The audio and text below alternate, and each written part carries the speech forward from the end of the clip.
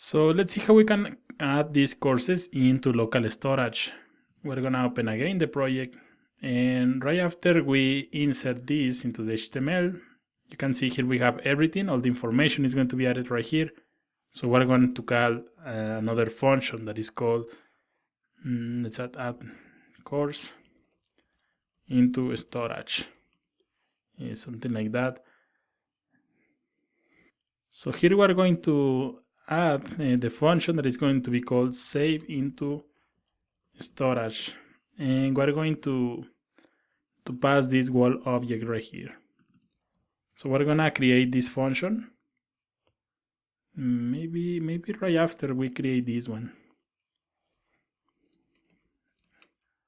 Add the courses into the local storage. We're gonna create a function.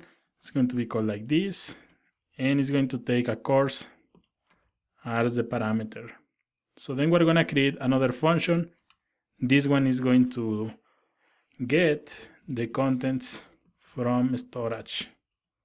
So we're gonna create a function, get courses from storage.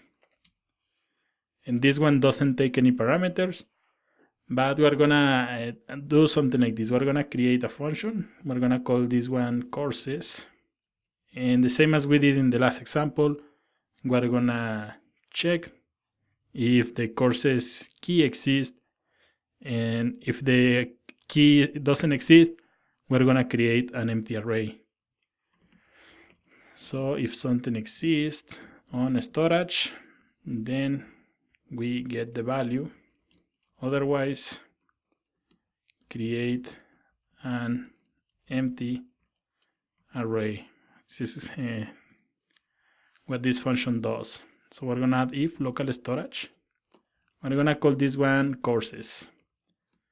In the case that this is equals to null, we're going to add courses as an empty array.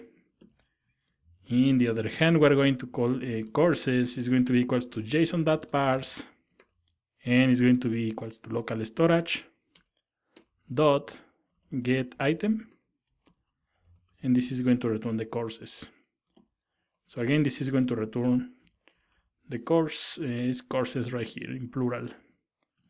So courses. So now we're gonna use this function in all the different functions.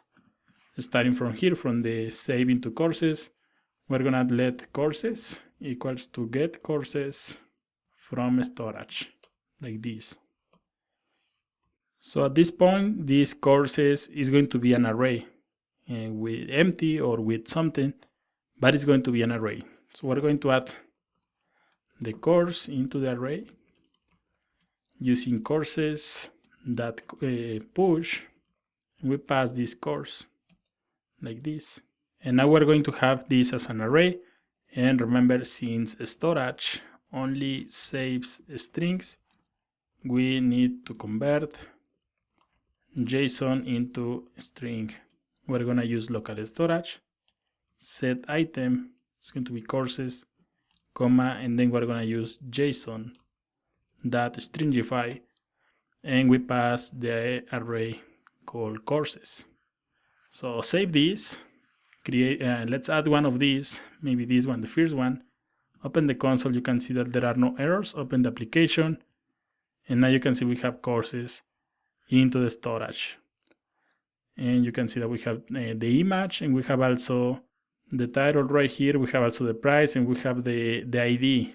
So you can see that this is an array, but it's actually an object. So we're saving everything right here. So using this technique, JSON.stringify, you can save arrays, you can save arrays with objects and others. But now you can see that everything is into the storage. I'm gonna remove this, reload, and now you can see that we have all this content right here. So in the next video, the idea is that when we open this for the very first time, we're gonna see the elements in the shopping cart. So let's continue working in the next video.